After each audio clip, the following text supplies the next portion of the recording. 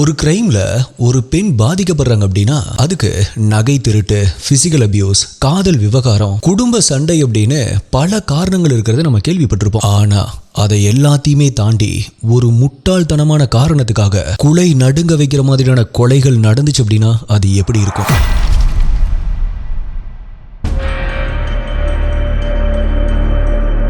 அது சரியா நவம்பர் 14, 1972 மகாராஷ்டிராவுடைய பார்பானி அப்படிங்கிற மாவட்டத்தில் இருக்கிற மன்வத் அப்படிங்கிற ஒரு வில்லேஜ்ல நேரம் காலையில 11 மணியை நெருங்கிட்டு இருந்துச்சு. மரங்கள், செடிகள், கொடிகள் அப்படின்னு சுத்தியுமே காடு மாதிரி இருந்த அந்த கிராமத்துல நிறைய குடிசை வீடுகளும் அதுல குடும்பமா பல மக்களும் வாழ்ந்துட்டு இருந்தாங்க. ரொம்பவே அழுத்தமா நீட்டா சீவி இருந்த தலைமுடியோடையும் சுத்தமான பாவாடை சட்டையும் போட்டிருந்த 11 வயதான காயாபாய் அப்படிங்கிற பொண்ணு தன்னுடைய கையில ஒரு தூக்குவாளியோட அவளுடைய குடிசையிலிருந்து வெளியே வர ஆரம்பிக்கிறா. கூடவே அந்த வீட்டுக்குள்ள இருந்து வாசல்ல வந்து நின்று அவளுடைய அம்மா போயிட்டு சாயந்தரத்துக்குள்ள திரும்பி வந்துரு அப்படின்னு சொல்ல, சரிமா அப்படின்னு சொல்லிட்டு அங்கிருந்து நடக்க ஆரம்பிக்கிறா அந்த 11 வயது பொண்ணு. ஆக்சுவலா அன்னைக்கு நாள் காயாபாயோடைய வீட்டுல இனிப்பு பலகாரம் செஞ்சிருந்தாங்க. அத பக்கத்து கிராமத்தில் இருக்கிற தன்னுடைய சித்தி வீட்டுல கொண்டு போய் கொடுக்கறதுக்காக தான் இப்ப அவ போயிட்டு இருக்கா. பட் அப்படி போனவ அன்னைக்கு நாள் சாயந்தரம் ஆகியுமே வீடு திரும்பாம இருந்திருக்கா. ஆரம்பத்துல சரி ஓகே, போன இடத்துல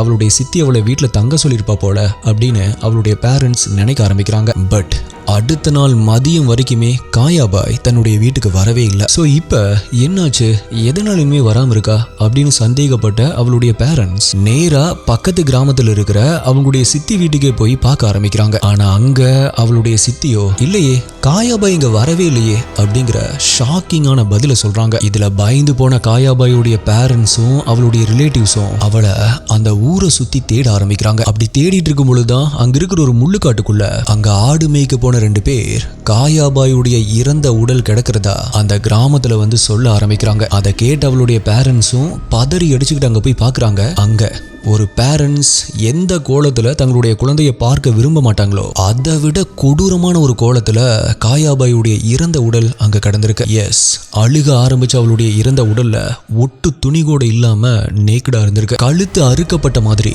ஆழமான காயத்தோட கருஞ்சிவப்பான ரத்தம் காய்ஞ்சு போன நிலைமையில இருந்திருக்கு. அது மட்டும் இல்ல, பாக்குறவங்களுடைய மனசை பதற வைக்கிற மாதிரி காயாபாயுடைய பிரைவேட் பார்ட்லயும் கால்களுடைய தொடை பகுதியிலையும் காய்ஞ்சு போன ரத்தம் ஒட்டி இருந்திருக்கு. இத பார்த்து அவளுடைய அப்பா தன்னுடைய மகளுடைய இந்த அலங்கோலமான நிலைய அங்க இருக்கிற ஊர் மக்கள் பாத்திரக்கூடாது அப்படிங்கிறதுக்காக தன்னுடைய வேட்டியை கழட்டி அவளுடைய இறந்த உடல் மேல போத்தி விடுறாரு. காயாபாயுடைய அம்மாவும் அந்த இடத்திலேயே உட்கார்ந்து கதறி அழுக ஆரம்பிக்கிறாங்க. இப்ப சின்ன பொண்ணா இருக்கிற இந்த காயாபாய இவ்வளவு கொடூரமா கொலை பண்ணது யாரு, அதுக்கு பின்னாடி இருக்கிற ரீசன் என்ன அப்படிங்கிற 1972 காலகட்டத்துல ஒட்டுமொத்த மகாராஷ்டிரா மாநில மக்களையுமே குலை நடுங்க வச்ச, கேட்கிறவங்களுடைய மனசுல இதை கேட்கும் பொழுதே ஒரு பதட்டத்தை ஏற்படுத்தக்கூடிய மன்வத் மர்டர்ஸ் அப்படிங்கிற ஒரு மிக பயங்கரமான கேஸை பத்தி தான் இன்னைக்கு வீடியோல நம்ம டீகோட் பண்ண போறோம். நீங்க பார்த்துட்டு இருக்கிறது சரவணன் டீகோட்ஸ். நான் உங்கள் சரவணன். வாங்க இன்னைக்கு வீடியோக்குள்ள போலாம்.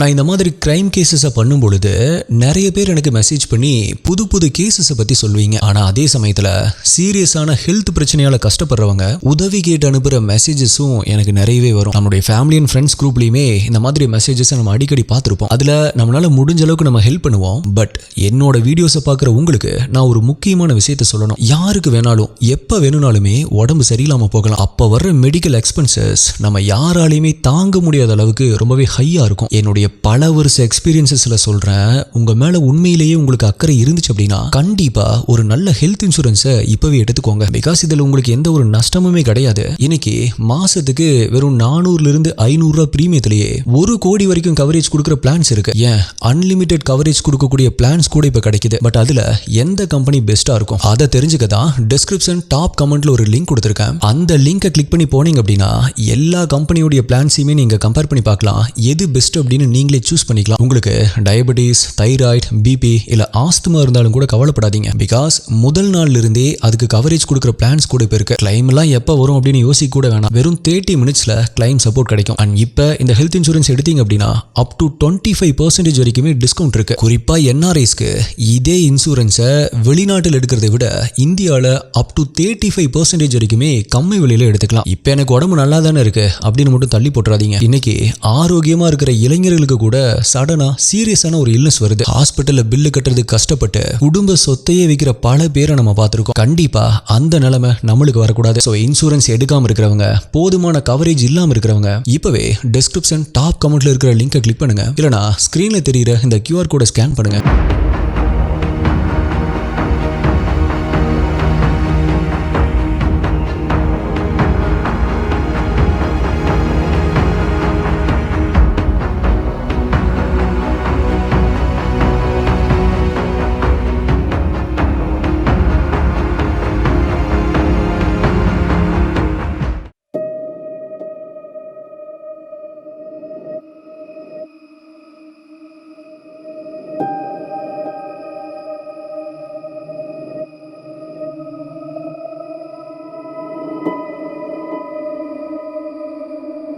STI இந்த வீடியோவுடைய எண்ட்ல இந்த கேஸுடைய ஷாக்கிங்கான டீடைல்ஸை இன்க்ளூட் பண்ணியிருக்கேன். ஸோ மிஸ் பண்ணாம அதை பாருங்க. இப்போ அந்த 11 வயதான காயாபாயுடைய மரணத்தை பார்க்குறப்பவே அது ஒரு கொலை அப்படின்னு தெரிஞ்சாலுமே கூட அவளை ஏதாவது ஒரு காட்டு விலங்கு அடிச்சு கொண்டு இருக்கும் அப்படின்னு தான் அந்த ஊர் மக்கள் பேச ஆரம்பிக்கிறாங்க. ஸோ விஷயம் தெரிஞ்சு அந்த ஸ்பாட்டுக்கு வந்த போலீஸ் காயாபாயுடைய இறந்த உடலை அட்டாப்சிக்காக அனுப்பி வைக்கிறாங்க. அட்டாப்சி ரிப்போர்ட்ல கூர்மையான ஆயுதத்தால காயாபாயுடைய கழுத்து மற்றும் அவளுடைய பிரைவேட் பார்ட் அறுக்கப்பட்டதால தான் பிளட் லாஸ் ஆகி அவ இறந்து போயிருக்கா அப்படின்னு மென்ஷன் பண்ணப்பட்டிருக்கு. மேலும் அவளுடைய பிரைவேட் பார்ட் டேமேஜ் ஆயிருக்கு அப்படிங்கறதால மேபி அவ சீரழிக்கப்பட்டிருக்கலாம் அப்படின்னும், ஆனா அவளுடைய பிரைவேட் பார்ட்ல சீமன் எதுவுமே கண்டுபிடிக்கப்படல அப்படிங்கறதால அவ சீரழிக்கப்பட்டிருக்கா அப்படிங்கறத உறுதியா சொல்ல முடியாது அப்படின்னு இருந்திருக்கு. இப்ப அவளுடைய இறந்த உடல் கிடந்துச்சு இல்லையா, அந்த இடத்தை சுத்தி சர்ச் பண்ண போலீஸ் அங்க ஏதாவது எவிடன்ஸ் கிடைக்குதா, மர்டர் வெப்பன் ஏதாவது கிடைக்குதா அப்படின்னு பாக்குறாங்க. பட் அப்படி எதுவுமே போலீஸ்க்கு கிடைக்காம போயிருக்கு. அது மட்டும் இல்ல,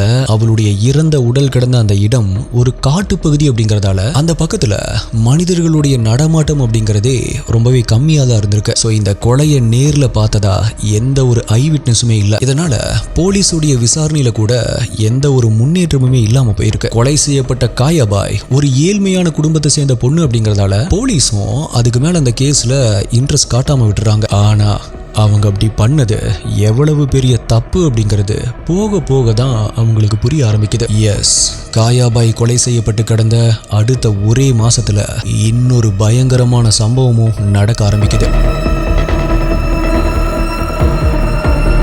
அது சரியா டிசம்பர் 9, 1972 அதே மன்வத் கிராமத்தை சேர்ந்த 10 வயதான சகிலா காலை கடனை கழிக்கிறதுக்காக அங்க இருக்கிற காட்டு பகுதிக்குள்ள போக ஆரம்பிக்கிறா. ஆனா அப்படி காலையில போன அந்த பொண்ணு அன்னைக்கு நாள் மதியம் வரைக்குமே கூட அவளுடைய வீட்டுக்கு திரும்பாம இருந்திருக்கா. சோ பதறி போன அவளுடைய பேரண்ட்ஸ் மற்றும் ரிலேட்டிவ்ஸ் அவளை தீவிரமா தேட ஆரம்பிக்கிறாங்க. கடைசியா அன்னைக்கு நாள் ஈவினிங் ஒரு 5 மணி அளவுல ஷகிலாவுடைய இறந்த உடல் அந்த காட்டு பகுதிக்குள்ள கிடக்கிறது கண்டுபிடிக்கப்பட்டது. சேம் காயாபாயுடைய இறந்த உடல் எப்படி கிடந்துச்சோ அதே மாதிரி கழுத்து மற்றும் பிரைவேட் பார்ட்ல ரத்த காயங்களோட ஷகிலாவுடைய இறந்த உடலும் அதே மாதிரி கிடந்திருக்கு. அது மட்டும் இல்ல, அட்டாப்சி ரிப்போர்ட்டுமே கூட காயாபாய்க்கு வந்த மாதிரி அச்சு பெசராம இருந்திருக்கு. சோ இந்த 2 கொலைகளுமே ஒரே பேட்டர்ன்ல தான் நடந்திருக்கு. அப்படிங்கிறப்ப இது ரெண்டையுமே பண்ணது ஒரே நபர் தான் அப்படின்னு போலீஸ் யோசிக்க ஆரம்பிக்கிறாங்க. பட் முதல் கேஸ் மாதிரியே இந்த கேஸ்லயுமே கூட அவங்களுக்கு எந்த ஒரு லீடுமே கிடைக்காம போகுது. சோ இந்த கேஸுடைய விசாரணையுமே கூட கொஞ்சம் கொஞ்சமா முடங்க ஆரம்பிக்குது. பட் அப்பதான் 3ஆவதா ஒரு பெண்ணும் காணாம போறாங்க.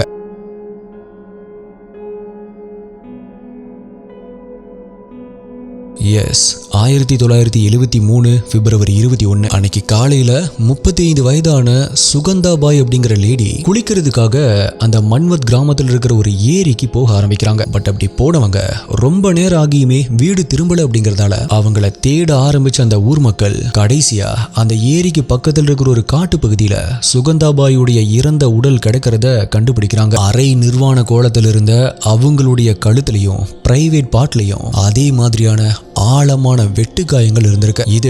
இதோட நிக்கல. இந்த சம்பவம் நடந்து அடுத்த 2 மாசத்துல அந்த கிராமத்துல இருந்த ஒரு கோயில் கிட்ட விளையாடிட்டு இருந்த நாசிமா அப்படிங்கிற ஒரு 10 வயசு பொண்ணும் திடீர்னு காணாம போறா. ஆக்சுவலா அவ கூட விளையாடிட்டு இருந்த பசங்க கிட்ட யூரின் பாஸ் பண்ணிட்டு வரதா சொல்லிட்டு போன அந்த பொண்ணு ரொம்ப நேரம் ஆகியுமே திரும்ப வராம இருந்திருக்கா. சோ பயந்து போன அங்கிருந்த மத்த பசங்க எல்லாருமே இந்த விஷயத்த அந்த ஊருக்குள்ள வந்து சொல்ல ஆரம்பிக்கிறாங்க. அப்படி அந்த பொண்ணை தேட ஆரம்பிக்கும் பொழுதுதான் அவளுடைய இறந்த உடலும் கண்டுபிடிக்கப்படுது. பட் இந்த முறை இதில் ஒரு வித்தியாசம் இருந்துச்சு. நசீமாவுடைய உடல்ல தலையே கிடையாது. தலை இல்லாத இறந்த உடல் மட்டும்தான் அந்த காட்டு பகுதிக்குள்ள கண்டுபிடிக்கப்பட்டுச்சு.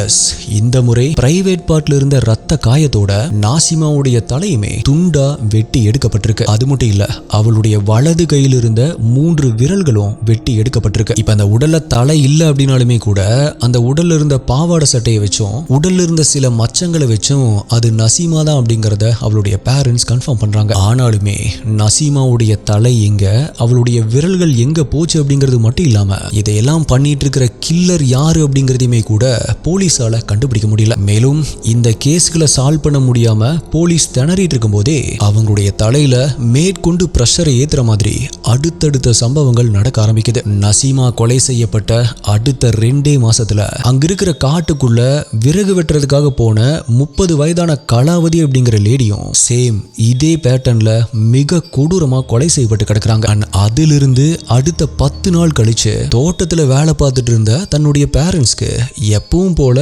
சாப்பாடு கொண்டு போன 11 வயதான ஹாலிமா அப்படிங்கிற சின்ன பொண்ணுமே கூட இதே பேட்டர்ன்ல மிக கொடூரமான முறையில கொலை செய்யப்படுறா.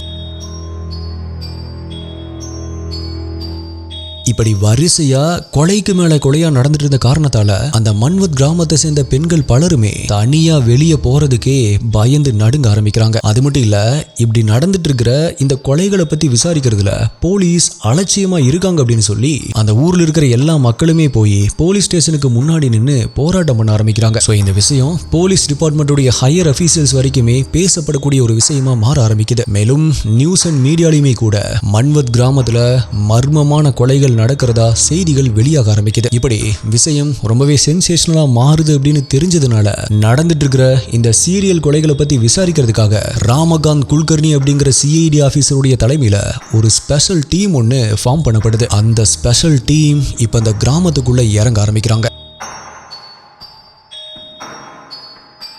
அப்படி அவர் உள்ள வந்த உடனே முதல்ல நடந்துட்டு இருக்கிற இந்த கொலைகளுக்கு பின்னாடி பர்சனல் மோட்டிவ் எதுவுமே இல்லை அப்படிங்கிறத அவர் கன்ஃபார்ம் பண்றாரு. பிகாஸ் கொலை செய்யப்பட்டு கிடந்த பெண்களுக்கு இடையில எந்த விதமான ரிலேஷன்ஷிப்புமே இல்லாம இருந்திருக்கு. அது மட்டும் இல்ல, குடும்ப சண்டை, சொத்து தகராறு, இந்த மாதிரி எந்த ஒரு பிரச்சனையுமே இல்லை. கொலை செய்யப்பட்டது எல்லாமே பெண்கள் தான் அப்படிங்கறதால நான் ஆரம்பத்திலேயே சொன்ன மாதிரி பெண்களை சீரழிச்சு கொலை பண்ற ஒரு கேங் தான் இவ்வளவு கொலைகளையுமே பண்ணியிருக்கணும் அப்படிங்கிற ஒரு தாட் அவருக்கு வர ஆரம்பிக்குது. அதனால இப்ப இந்த கொலைகளை எல்லாம் பண்றது அதே ஊரை சேர்ந்தவங்க தானா, இல்ல வெளியிலிருந்து யாராவது வந்து இப்படி பண்ணிட்டு இருக்காங்களா அப்படிங்கறத தெரிஞ்சுக்கிறதுக்காக அதே ஊர்ல இருக்கிற மக்களையும் அந்த ஊருக்கு புதுசா வரக்கூடிய மற்றவங்களுடைய நடவடிக்கைகளையும் வாட்ச் பண்ண ஆரம்பிக்கிறாங்க. அண்ட் அப்பதான் அவங்க கொஞ்சம் கூட எதிர்பார்க்காத அந்த விஷயம் நடக்க ஆரம்பிக்குது. கடைசியா கொலை நடந்த அதே ஜூலை மாசம் 22ஆம் தேதி அன்னைக்கு அந்த மன்வத் கிராமத்தை கண்காணிச்சிட்டு இருந்த போலீஸ் ஸ்டேஷனுக்கு ஒரு அனானிமஸ் லெட்டர் ஒன்று வர ஆரம்பிக்குது. அனானிமஸ் லெட்டர் அப்படின்னா அதை அனுப்புனது யாரு, அவங்க எந்த ஊர் அப்படிங்கிற எந்த ஒரு டீட்டெயில்ஸுமே அதுல இல்லாம இருந்திருக்கு. சிம்பிளா சொல்லணும் அப்படின்னா ஒரு மொட்டை கடிதாசி. அப்படி வந்த அந்த லெட்டர்ல இருக்கிற விஷயங்களை போலீஸ் படிக்க ஆரம்பிக்கிறாங்க. அந்த லெட்டர்ல என்ன எழுதி இருந்துச்சு அப்படின்னா, என்னுடைய பெயரை நான் இங்க குறிப்பிட விரும்பல, பட் நான் இந்த லெட்டர்ல சொல்ல போற விஷயங்கள் எல்லாமே சத்தியமான உண்மை. இதுக்கு முன்னாடி இந்த ஏரியாவுடைய கவுன்சிலரா இருந்த இப்ப சாராய கடை வச்சு நடத்திட்டு இருக்கிற உத்தம் ராவ் அப்படிங்கிறவரும் அவருடைய 2வது மனைவியான ருக்மணியும் அந்த ருக்மணியோட அக்கா சமுந்திரியும் தான் மன்வத் கிராமத்துல நடந்துட்டு இருக்கிற கொலைகள் எல்லாத்துக்குமே காரணமானவங்க. அவங்க தான் இந்த கிராமத்துல காணாம போன பெண்கள் எல்லாத்தையுமே கொலை பண்ணாங்க. நீங்க உடனடியா அவங்களை அரெஸ்ட் பண்ணி தண்டனை வாங்கி கொடுங்க, இல்ல அப்படின்னா அவங்களால கொலை செய்யப்பட போற பெண்களுடைய எண்ணிக்கை தொடர்ந்து அதிகரிச்சுட்டே தான் இருக்கும் அப்படின்னு அந்த லெட்டர்ல இருந்திருக்கு. இப்படி வந்திருக்கிற இந்த லெட்டர் ஒரு அனானிமஸ் லெட்டர் தான் அப்படின்னாலுமே கூட அதுல சொல்லப்பட்டிருக்கிற அந்த வார்த்தைகள்ல ஏதோ ஒரு உண்மை இருக்கிற மாதிரியே இவருக்கு தோண ஆரம்பிக்குது. அது மட்டும் இல்ல, இது வரைக்குமே இந்த கேஸ்ல எந்த ஒரு லீடுமே இல்ல அப்படிங்கிறப்ப இந்த லெட்டர்ல இருக்கிற லீடை வச்சாவது நம்ம போய் பார்க்கலாம் அப்படின்னு அவருக்கு தோண ஆரம்பிக்குது. ஸோ நேரா அந்த லெட்டர்ல இருக்கிற ருக்மணியுடைய வீட்டுக்கு போறாங்க. அந்த காலகட்டத்திலேயே பெரிய பெரிய காம்பவுண்ட் சுவர் எல்லாமே வச்சு ஒரு மினி பங்களா மாதிரி இருந்த அந்த வீட்டுல 30 வயதான ருக்மணியும் அவங்களுடைய அக்காவான 35 வயதான சமிந்திரியும் கூடவே அந்த வீட்டுல வேலை செய்யக்கூடிய சில வேலையாட்களும் இருந்திருக்காங்க. ஆனா அந்த லெட்டர்ல குறிப்பிடப்பட்டிருந்த ருக்மணியுடைய ஹஸ்பண்டான உத்தம் ராவ் அங்க இல்ல. பிகாஸ் அவருக்கு ஆல்ரெடி ஒரு மேரேஜ் ஆகி அந்த ஃபேமிலி பக்கத்து ஊர்ல தான் இருந்திருக்கு. ருக்மணி உத்தம் ராவுடைய 2வது மனைவி. ஸோ அந்த உத்தம் ராவ் எப்பயாவது தான் ருக்மணியுடைய வீட்டுக்கு வருவார் அப்படிங்கிற விஷயத்தையும் போலீஸ் தெரிஞ்சுக்கிறாங்க. ஸோ முதல்ல ருக்மணியை வச்சு அங்க இருக்கிற போன் மூலமா உத்தமராவுக்கு தகவல் கொடுக்குறாங்க. எங்க இருக்கீங்க?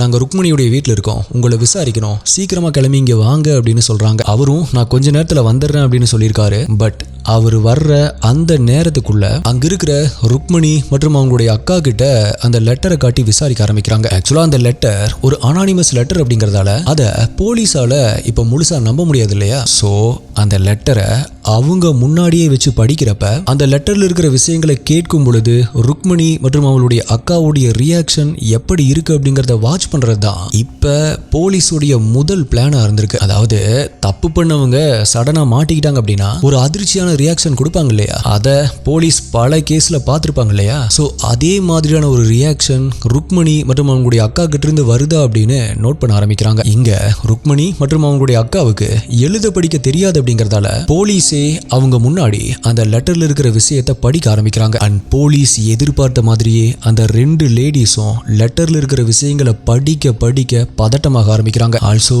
அவங்களுடைய உடலும் பதட்டத்துல வியர்க்க ஆரம்பிக்குது. கூடவே இதுக்கு முன்னாடி கொலை செய்யப்பட்ட எல்லா பெண்களுடைய டீட்டெயில்ஸை பத்தி சொல்லும் போதுமே கூட அவங்க பதட்டமாகிறத போலீஸ் நோட் பண்றாங்க. ஸோ இதை பார்க்கும் பொழுதே அவங்க 2 பேர்கிட்டையுமே ஏதோ தப்பு இருக்கு அப்படிங்கிறது போலீஸ்க்கு புரிய ஆரம்பிக்குது. இப்படி அவங்க நோட் பண்ணிட்டு இருக்கிற அதே டைம்ல 54 வயதான உத்தமராவும் கரெக்டா அங்க வந்து நிக்கிறாரு. அண்ட் போலீஸ் கிட்ட பேசினவரு போலீஸ் கிட்ட இருந்த லெட்டர் வாங்கி படிக்க ஆரம்பிக்கிறாரு. அப்படி படிச்சவரு எந்த ஒரு பதட்டமுமே இல்லாம இந்த லெட்டர் எழுதுனது யாரு அப்படின்னு கேட்கிறாரு. ஆனா அது ஒரு அனானிமஸ் லெட்டர் அப்படிங்கிறது தெரிஞ்சு, என்ன சார், எனக்கு பிடிக்காத யாரோ மொட்டை கடிதாசி எழுதியிருக்காங்க, நீங்களும் அதை நம்பிட்டு வந்து இங்க நிக்கிறீங்களே அப்படின்னு கேட்கிறாரு. அதுக்கு போலீஸோ, நாங்க இந்த லெட்டரை முழுசா நம்பல, ஆனா எங்களுக்கு சில கேள்விகள் இருக்கு, அதுக்கு நீங்களும் உங்களுடைய ஒய்ஃபும் பதில் சொல்லிட்டீங்க அப்படின்னா எங்களுடைய டவுட் கிளியர் ஆயிரும், நாங்க இங்கிருந்து போயிருவோம் அப்படின்னு சொல்றாங்க. ஸோ அதுக்கப்புறமா அவரையும் ருக்மணி மற்றும் அவங்களுடைய அக்காவையும் தனித்தனியா ஒவ்வொரு ரூமுக்கு கூட்டிட்டு போய் ஒரு 10 நாளைக்கு முன்னாடி, அதாவது கடந்த ஜூலை 12 அன்னைக்கு நீங்க என்னவெல்லாம் பண்ணீங்க, அன்றைய நாள் நீங்க எங்கெல்லாம் இருந்தீங்க அப்படிங்கிற கேள்வியை கேட்க ஆரம்பிக்கிறாங்க. ஆக்சுவலா ஜூலை 12ஆம் தேதி தான் அந்த கிராமத்துல கொலை கடைசியா நடந்துருந்துச்சு. ஸோ போலீஸ் அவங்க சந்தேகப்படுற இந்த 3 பேருமே அவங்களுடைய அலபைய சரியா சொல்றாங்களா அப்படின்னு கவனிக்க ஆரம்பிக்கிறாங்க. ஆனா போலீஸ் எதிர்பார்த்த மாதிரியே அவங்க 3 பேருமே ஒருத்தருக்கு ஒருத்தர் முரணான அலபைய சொல்ல ஆரம்பிக்கிறாங்க. அதாவது உத்தமராவுடைய 2வது மனைவியான ருக்மணி என்ன சொல்றாங்க அப்படின்னா, அன்னைக்கு நாள் நானும் என்னுடைய அக்காவும் பக்கத்தில் இருக்கிற எங்களுடைய சொந்தக்காரங்க வீட்டுக்கு போயிருந்தோம் அப்படின்னு சொல்றாங்க. பட் ருக்மணியுடைய அக்கா கிட்ட விசாரிக்கிறப்ப அன்னைக்கு நாள் நாங்க எங்களுடைய வீட்டில் தான் இருந்தோம் அப்படின்னு சொல்றாங்க. அது மட்டும் இல்ல, ருக்மணியுடைய கணவரான உத்தமராவும் கூட அன்னைக்கு வீட்டில் தான் இருந்தார் அப்படின்னு சொல்றாங்க. பட் ருக்மணியுடைய கணவரான உத்தமராவ் கிட்ட விசாரிக்கும் பொழுது, நான் அன்னைக்கு ருக்மணியை பார்க்கறதுக்காக வீட்டுக்கு வரவே இல்லை, அன்னைக்கு நான் என்னுடைய சாராய கடையில தான் இருந்தேன் அப்படின்னு சொல்றாரு. சோ போலீஸ் அவருடைய சாராய கடையில வேலை செய்யற ஆட்கள் கிட்ட போய் விசாரிக்கும் போது அவரு அன்னைக்கு நாள் ஃபுல்லாவே கடைக்கு வரவே இல்லை அப்படின்னு அவங்க சொல்லியிருக்காங்க. மேலும் ருக்மணி பார்க்க போனதா சொன்ன அந்த சொந்தக்காரங்க வீட்டுல போய் விசாரிக்கும் போது அவங்களுமே கூட ருக்மணி இங்க வந்தே 2 மாசத்துக்கு மேல ஆகுது அப்படின்னு சொல்லியிருக்காங்க. இது எல்லாத்துக்குமே மேல ருக்மணி இருக்கிற அந்த வீட்டுடைய வேலைக்காரங்க சில பேரும் அன்றைய நாள், அதாவது ஜூலை 12ஆம் தேதி ருக்மணி, அவங்களுடைய அக்கா மற்றும் ருக்மணியுடைய கணவர், இவங்க 3 பேருமே அந்த வீட்டுல தான் இருந்தாங்க அப்படின்னு சொல்லியிருக்காங்க. சோ இது எல்லாத்தையுமே வச்சு பாக்குறப்ப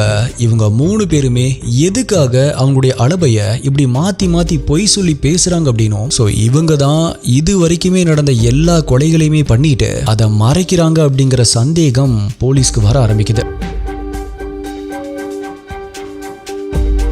ஸோ அந்த சந்தேகத்தை வச்சு அவங்கள அரெஸ்ட் பண்ண போலீஸ் செஞ்ச கொலைகளை நீங்களாகவே ஒத்துக்கோங்க, எதையும் மறைக்கணும் அப்படின்னு நீங்க நினைக்காதீங்க அப்படின்னு அவங்க வாயிலிருந்தே கன்ஃபெஷனை வாங்குறதுக்கு ட்ரை பண்றாங்க. பட் அவங்களோ நாங்க எந்த ஒரு கொலையுமே பண்ணவே இல்லை அப்படின்னு சொல்ல ஆரம்பிக்கிறாங்க. இதனால போலீஸும் அவங்களுக்கு எதிரான ஏதாவது ஸ்ட்ராங்கான எவிடன்ஸ் கிடைக்குதா அப்படின்னு தேட ஆரம்பிக்கிறாங்க. முதல்ல இந்த சஸ்பெக்ட் 3 பேருமே விக்டிம்ஸ் உடைய இறந்த உடல்கள் கிடந்த அந்த காட்டு பகுதிக்குள்ள எப்பாவது வந்தாங்களா, அப்படி வந்தவங்கள யாராவது பார்த்தாங்களா, உங்களுக்கு யாராவதுக்கு தெரியுமா, ஏதாவது சந்தேகம் தோணுச்சா அப்படின்னு அந்த மன்வத் வில்லேஜ் உடைய மக்கள் கிட்ட கேட்க ஆரம்பிக்கிறாங்க. பட் அந்த ஊர்ல இருக்கிற மக்கள் எல்லாருமே நாங்க இந்த சஸ்பெக்ட் 3 பேரையுமே இறந்த உடல்கள் கிடந்த அந்த காட்டு பகுதிக்குள்ள வச்சு பார்த்ததே இல்லை அப்படிங்கிற பதில்களை தான் கொடுக்க ஆரம்பிக்கிறாங்க. இது கூடவே அந்த அனானிமஸ் லெட்டரை போஸ்ட் பண்ணது யாரா இருக்கும் அப்படிங்கிற சந்தேகத்தை கிளியர் பண்றதுக்காக சம்பவம் நடந்த அந்த ஊர்ல இருக்கிற எழுத படிக்க தெரிஞ்ச ஆட்கள் யாரு அப்படிங்கறத கண்டுபிடிச்சு அவங்களுடைய ஹேண்ட் ரைட்டிங் கூட இந்த லெட்டர்ல இருக்கிற ஹேண்ட் ரைட்டிங்கை வச்சு கம்பேர் பண்ண ஆரம்பிக்கிறாங்க. பட் அப்படி செக் பண்ணியுமே கூட எதுவுமே மேட்ச் ஆகாம போயிருக்கு. அது மட்டும் இல்ல, அந்த 3 சஸ்பெக்ட் உடைய வீடுகளை செக் பண்ண போலீஸ்க்கு மர்டர் வெப்பன் மாதிரியோ இல்ல சந்தேகப்படுற மாதிரி எந்த ஒரு எவிடன்ஸுமே கூட கிடைக்காம போயிருக்கு. ஆனா அப்பதான் போலீஸ்க்கு ஒரு மிகப்பெரிய அதிர்ச்சி கொடுக்கிற அந்த சம்பவம் நடக்க ஆரம்பிக்குது. எஸ், இப்படி போலீஸ் ஆதாரங்களை தேடி அலைஞ்சிட்டு இருந்த அதே டைம்ல தான் ஒரு நாள் காலை கடனை கழிக்க போன 35 வயதான பார்வதி அப்படிங்கிற லேடி கழுத்து வெட்டப்பட்ட நிலைமையில அதே காட்டு பகுதிக்குள்ள இறந்து கிடக்குறாங்க. ஆக்சுவலா இது உத்தமராவும் அவருடைய மனைவியான ருக்மணியும் அவங்களுடைய அக்காவும் தான் கில்லர்ஸ் அப்படின்னு நினைச்சிட்டு இருந்த போலீஸ்க்கு ஒரு மிகப்பெரிய ஷாக்கு கொடுத்துச்சு. பிகாஸ் இவங்க எல்லாருமே இந்த சஸ்பெக்ட் 3 பேருமே இப்ப ஜெயில தான் இருக்காங்க. அப்படி இருக்கிறப்ப கூட வெளியில வில்லேஜ்ல கொலை நடக்குது அப்படின்னா இன்னுமே உண்மையான கில்லர்ஸ் வெளியே தான் சுத்திட்டு இருக்காங்களா அப்படிங்கிற தாட் போலீஸுடைய மண்டைக்குள்ள வர ஆரம்பிக்குது. அது மட்டும் இல்ல, இதே காரணத்தை சொல்லி 1973 அக்டோபர் 4 அன்னைக்கு சஸ்பெக்ட் 3 பேருக்குமே கோர்ட் ஜாமீன் கொடுத்திருக்கு. சோ இதுல குழப்பத்தில் இருந்த போலீஸ்க்குமே கூட இன்னொரு ஆங்கிள் சந்தேகம் வர ஆரம்பிக்குது. அதாவது உண்மையான கில்லர்ஸ் இந்த கேஸை டைவர்ட் பண்றதுக்காக தான் நமக்கு இந்த மாதிரியான ஒரு அனானிமஸ் லெட்டர் அனுப்பியிருப்பாங்களோ அப்படிங்கிற சந்தேகம் போலீஸ்க்கு வர ஆரம்பிக்குது. பட் அப்படினாலுமே கூட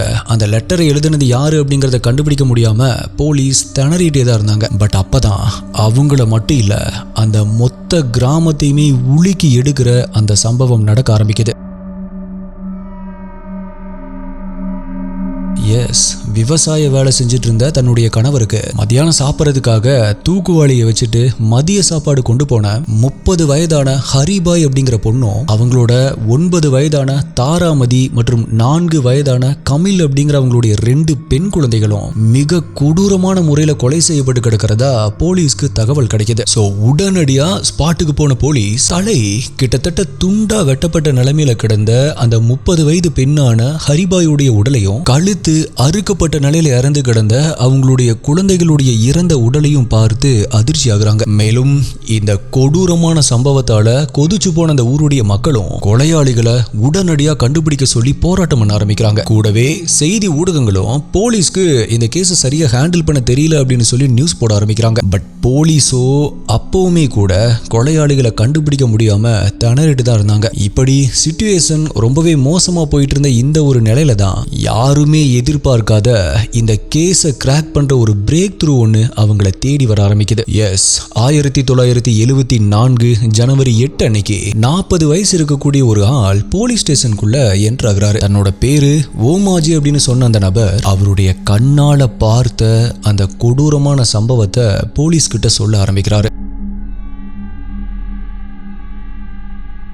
ஆக்சுவலா விவசாய வேலையை பார்க்கக்கூடிய ஓமாஜி ஒரு 5 நாளைக்கு முன்னாடி கையில மண்வெட்டியோட அந்த காட்டு பகுதிக்குள்ள நடந்து போயிட்டு இருந்திருக்காரு. அப்ப ஒரு மேடான பகுதியில ஏறி நின்னவருக்கு அவருக்கு கொஞ்ச தூரம் தள்ளி ஒரு பெண் தலையில சாப்பாட்டு கூடைய சுமந்துட்டு போறதும் அவங்க கூடவே 2 பெண் குழந்தைகள் தூக்குவாளியை தூக்கிட்டு அவங்க பின்னாடியே நடந்து போறதும் ஓமாஜிக்கு தெரிய ஆரம்பிக்குது. ஆக்சுவலா இவங்க யாரு அப்படின்னா கடைசியா கொலை செய்யப்பட்டு கிடந்த அந்த ஹரிபாய் அப்படிங்கிற லேடியும் அவங்களோட 2 பெண் குழந்தைகளும் நடந்து நடந்து போறதுதான் இப்ப இந்த ஓமாஜி பார்க்க ஆரம்பிச்சிருக்காரு. ஆனா இத சாதாரணமா பார்த்தபடி அவர் அந்த மேடான பகுதியில நின்னுட்டு இருக்கும்போது தான் அந்த ஒரு பயங்கரமான சம்பவமும் நடக்க ஆரம்பிக்குது. ஆமா எஸ்டிஏ, அந்த நேரத்துல சடனா ஒரு 5 ஆண்கள் அவங்களுடைய கையில கோடாரி, கத்தி, அருவாள் மாதிரியான ஆயுதங்களை வச்சுக்கிட்டு ஹரிபாய் மற்றும் அவங்களுடைய குழந்தைகளை சுத்தி வளைச்சு நிக்க ஆரம்பிக்கிறானுங்க. அது மட்டும் இல்ல, அவனுகிட்ட இருக்கிற கோடாரிய வச்சு ஹரிபாயுடைய கழுத்திலேயே கண்டினியூஸா வெட்ட ஆரம்பிக்கிறானுங்க. கூடவே பக்கத்துல அங்க நின்னுட்டு இருந்த அந்த 2 குழந்தைகளுடைய கழுத்தையும் கத்தி மற்றும் அருவாளை வச்சு அறுத்திருக்கானுங்க. இது மட்டும் இல்ல எஸ்டிஏ,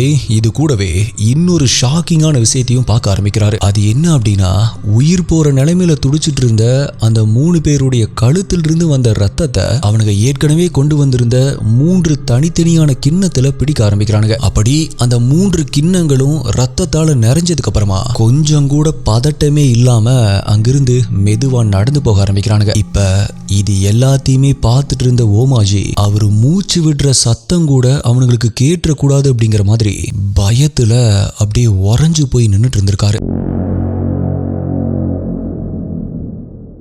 அதுக்கப்புறமா அவர் அந்த அதிர்ச்சியிலிருந்து வெளியே வர்றதுக்கே 2 நாளுக்கு மேல ஆயிருக்கு. அப்ப நம்ம பார்த்த இந்த சம்பவத்தை வெளியே சொன்னோம் அப்படின்னா நம்மளுடைய உயிருக்குமே ஆபத்து வந்துரும் அப்படின்னு அவர் பயப்பட ஆரம்பிக்கிறாரு. ஆனா பரவாயில்ல, என்ன ஆனாலும் ஆகட்டும், நம்ம இதை சொல்லியே ஆகணும் அப்படிங்கிற தைரியத்தோட தான் அவர் பார்த்த அந்த விஷயங்களை போலீஸ் கிட்ட இப்ப வந்து சொல்லிட்டு இருக்காரு. இப்ப இது எல்லாத்தையுமே கேட்ட போலீஸ் அவங்களுடைய ஆர்வத்தை அடக்க முடியாம அந்த முக்கியமான ஒரு கேள்வியை கேட்கிறாங்க. 5 ஆண்கள் வந்தாங்க அப்படின்னு சொன்னீங்களே, அது யாரு அப்படின்னு உங்களுக்கு தெரியுமா? அவங்கள அடையாளம் தெரிஞ்சுதா அப்படின்னு கேக்குறாங்க. அதுக்கு ஓமாஜியோ, ஆமா சார், அது யாரு அப்படின்னு எனக்கு நல்லாவே தெரிஞ்சது, அவங்களை எனக்கு நல்லாவே தெரியும் சார் அப்படின்னு அவரு சொன்ன அந்த பெயர்களை கேட்டு அந்த கில்லர்ஸ் யாரு அப்படிங்கறத தெரிஞ்சுக்கிட்ட போலீஸ் ஒரு நிமிஷம் அப்படியே ஷாக் ஆகி நிக்க ஆரம்பிக்கிறாங்க. பிகாஸ் அது வேற யாரும் இல்ல, இந்த கொலை நடக்கும் பொழுது போலீஸ் அரெஸ்ட் பண்ணி வச்சு ஜெயிலுக்குள்ள இருந்தாங்க இல்லையா, அவங்க தான் இதை எல்லாத்தையுமே பண்ணியிருக்காங்க.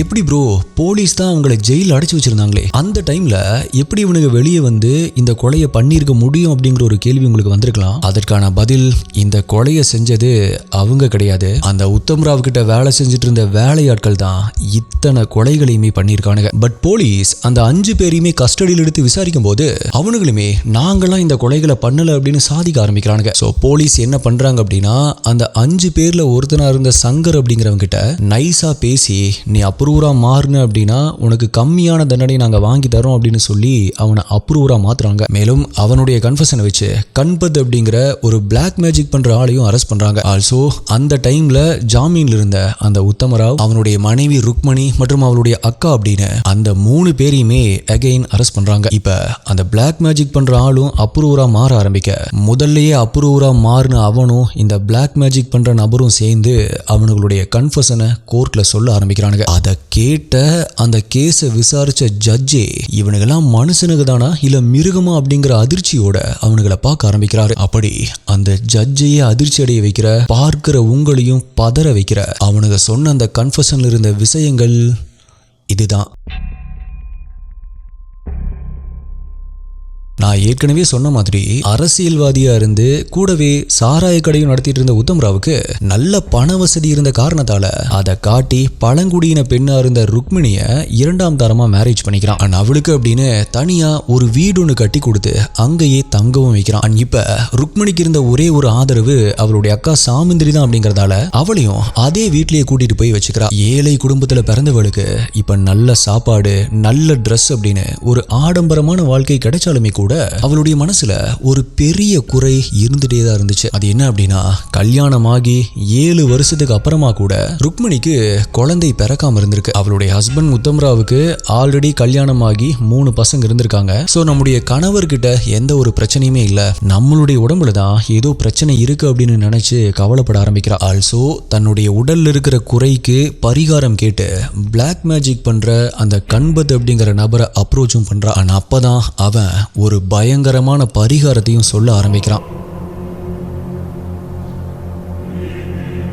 அது என்ன அப்படின்னா, இப்ப ருக்மிணி ஒரு பங்களா மாதிரி வீடு கட்டியிருக்கா இல்லையா, அந்த வீட்டுல ஒரு அத்தி அத்திமரம் இருக்கு அப்படின்னும் அந்த அத்திமரத்துக்கு கீழே கல்யாணமாகாத ஒரு கன்னி பையனுடைய உடல் புதைக்கப்பட்டிருக்கு அப்படின்னும் அவனுடைய பசியால தான் ருக்மிணிக்கு குழந்தை உருவாகல அப்படின்னும் சோ இது சரியாகணும் அப்படின்னா அவனுக்கு பெண்களுடைய பிரைவேட் பார்ட், அதாவது அந்தரங்க உறுப்பிலிருந்து வரக்கூடிய ரத்தத்தை அந்த ஆவிக்கு உணவா கொடுக்கணும் அப்படின்னு சொல்ல ஆரம்பிக்கிறான். அது மட்டும் இல்ல, அந்த கன்னி பையனுடைய உடம்போட சேர்த்து ஒரு பெரிய புதையலும் அந்த மரத்துக்கு கீழே புதைக்கப்பட்டிருக்கு. நான் சொல்ற பரிகாரத்தை செஞ்ச அப்படின்னா உனக்கு குழந்தையும் கிடைக்கும், கூடவே அந்த பெரிய புதையலும் கிடைக்கும் அப்படின்னு சொல்றான். இப்ப இவ்வளவு ஒரு பயங்கரமான பரிகாரத்தை கேட்டுமே கூட ருக்மணியும் அவளுடைய அக்காவும் கொஞ்சம் கூட பயப்படவே இல்லை. பிகாஸ் அவங்களுக்கு ஆல்ரெடி நிறைய மூட நம்பிக்கைகள் இருந்திருக்கு. சோ அதே மாதிரி தான் நரபலியும் ஒரு சாதாரண பரிகாரமா தான் நினைச்சிருக்காங்க. இதை கேட்ட உத்தமராவுமே கூட அதுக்கு சரி அப்படின்னு சொல்லிட்டு தனக்கு கீழே வேலை செய்யற தன்னுடைய ஆட்களை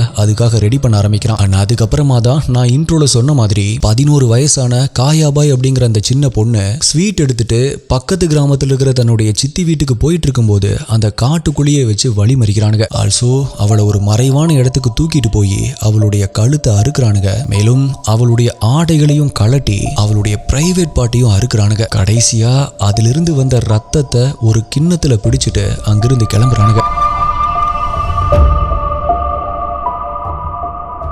இப்படி அடுத்தடுத்து கொலைகளை அவனுங்க கொண்டு போன ரத்தத்தை அந்த பிளாக் மேஜிக் பண்ற ஆளுகிட்ட கொடுக்கறானுங்க. அத அந்த ஆள் நடு ராத்திரியில பூஜை பண்ணி அந்த அத்தி மரத்துக்கடியில குழிய தோண்டி அதுல ஊத்தி புதைக்க ஆரம்பிக்கிறான். பட் இந்த மாதிரி கண்டினியூஸா கொலைகளை பண்ணி இந்த மாதிரி பூஜை பண்ணியுமே கூட ருக்மணிக்கு குழந்தை உருவாகல அப்படிங்கறதால இப்ப டிஃப்ரெண்டா ட்ரை பண்ணலாம் அப்படின்னு ஒரு விக்டிமுடைய தலை மற்றும் விரல்களை வெட்டி அந்த அத்தி மரத்துக்கு கீழேயே புதைச்சு வைக்கிறான். ஆனா அதுக்கப்புறமா உத்தமராவ் ஜெயில இருந்தாலுமே கூட அவனை ஜெயில பார்க்க வர தன்னுடைய ஆளுங்க கிட்ட கண்டினியூஸா கொலைகளை பண்ணி பூஜையை நடத்த சொல்லி இன்ஸ்ட்ரக்ஷன் கொடுக்கறான். மேலும் அவன் ஜாமீன்ல வந்ததுக்கு அப்புறமா அந்த பிளாக் மேஜிக் பண்ற ஆள் தனக்கு வேற ஒரு வேலை இருக்கிறதா சொல்லிட்டு வெளியூருக்கு போயிருக்கான். சோ அவன் இல்லாமலேயே உத்தமராவும் அவனுடைய கேங்கும் தனியாவே அந்த நரபலி பூஜையை பண்ண ஆரம்பிக்கிறானுங்க. அப்படி அவனுங்களாவே பண்ண அந்த பூஜையில விக்டிமுடைய கழுத்தை வெட்டி அதிலிருந்து வரக்கூடிய ரத்தத்தை எடுத்து பூஜை பண்ணிருக்கானுங்க. பிகாஸ் பிரைவேட் பார்ட்ல இருந்து கிடைக்கிற ரத்தம் ஆவியுடைய பசியை போக்க மாட்டேங்குது அப்படின்னு ஃபீல் பண்ணி தான் டிஃப்ரெண்டான மெத்தட்ல ட்ரை பண்ணி பார்த்திருக்கானுங்க. ஆனா அப்பவுமே குழந்தை உருவாகல அப்படிங்கறதால ஓகே ஒரே நேரத்துல 2 பெண்களுடைய ரத்தத்தை கொடுத்து பூஜை பண்ணலாம் அப்படின்னு முடிவு பண்றானுங்க. அதுக்காக அவனுக்கு பண்ண அந்த கொலைகளை தான் நான் ஆல்ரெடி சொன்ன மாதிரி அந்த ஓமாஜி அப்படிங்கிற நபர் பார்த்திருக்காரு.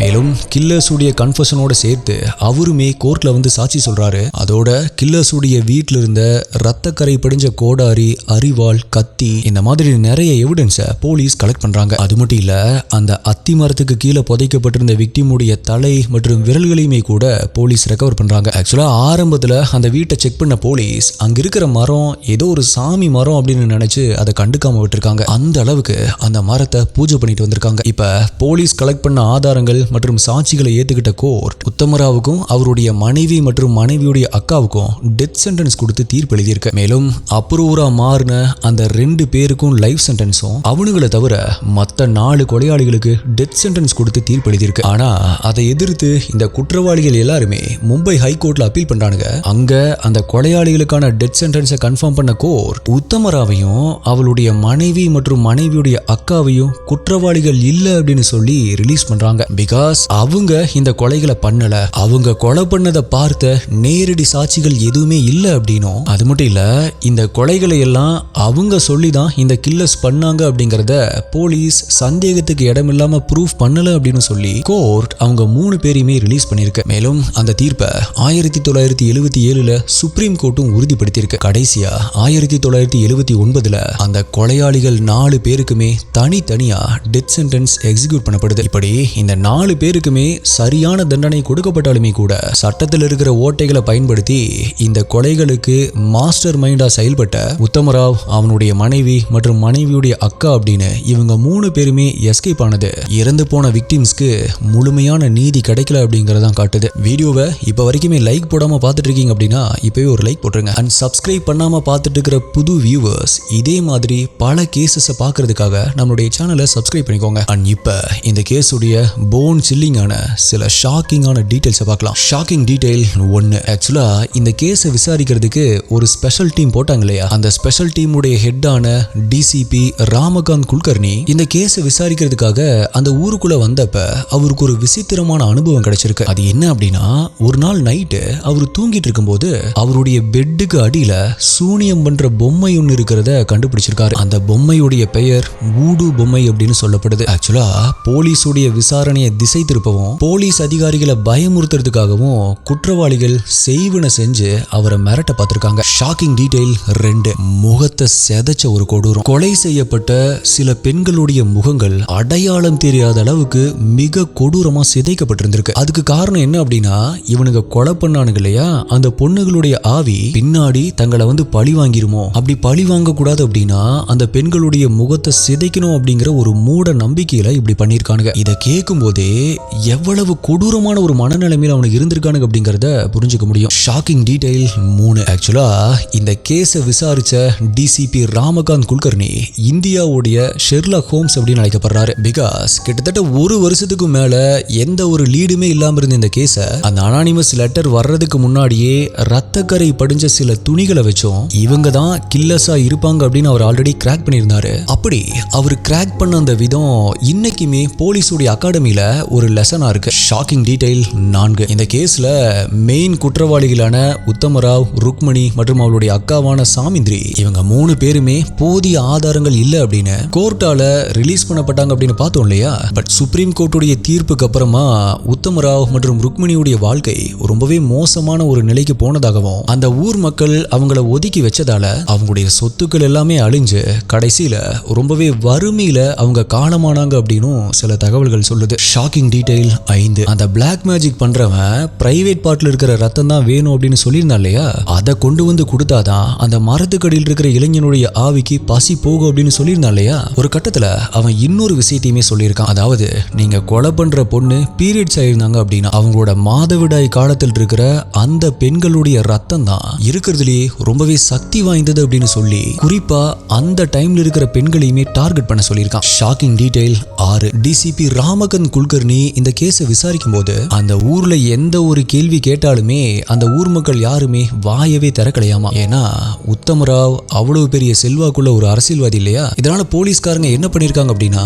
பல பேர் கூலி தொழிலாளிங்க மாதிரியும் விவசாயிங்க மாதிரியும் அந்த கிராமத்துக்குள்ளேயே வேஷம் போட்டு தங்கி பல மாசங்களா ரகசியமா பல தகவல்களை சேகரிச்சிருக்காங்க. ஆக்சுவலா அந்த அனானிமஸ் லெட்டர் வர்றதுக்கு முன்னாடியே டிசிபியுடைய ஸ்பெஷல் டீமுக்கு உத்தம்ராவ் மேல ஒரு கண் இருந்திருக்கு. Shocking detail 7. ஒரு கொலை நடந்துருச்சு அப்படின்னு அவங்களுக்கு தகவல் வரும் பொழுது அந்த கிரைம் சீனுக்கு போய் போலீஸ் பார்க்கும்போது அந்த கொலை நடந்த இடத்தை சுத்தியுமே ரொம்பவே விசித்திரமான கால் தடங்கள் இருக்கிறத நோட் பண்ணிருக்காங்க. அதாவது அந்த கால் தடங்கள் எதுவுமே செப்பல் போடாம வெறும் காலால நடந்தா எப்படி இருக்குமோ அந்த மாதிரி தான் அந்த கால் தடங்கள் எல்லாமே இருந்திருக்கு. இதுக்கு காரணம் என்ன அப்படின்னா, இந்த மாதிரி நரபலி கொடுக்கும் பொழுது செப்பல் போடக்கூடாது அப்படிங்கிற அந்த மாந்திரீக விதியை அவங்க ஃபாலோ பண்ணிருக்காங்க. கில்லர்ஸ் செப்பல் போடாம வர்றானுங்க அப்படின்னா ஒருவேளை அவன் இந்த ஊரை சேர்ந்தவனா தான் இருக்கணும், இல்ல அப்படின்னா இந்த ஊருக்கு பழக்கமானவனா தான் இருக்கணும் அப்படின்னு போலீஸ்க்கு ஒரு முதல் க்ளூவா இது தெரிஞ்சதுக்கும் காரணமா இருந்துச்சு. Shocking detail 8. கொலை செய்யப்பட்ட விக்டிம்ஸ் உடைய உடல் கண்டெடுக்கப்படும் போது அவங்களுடைய உடல் மேல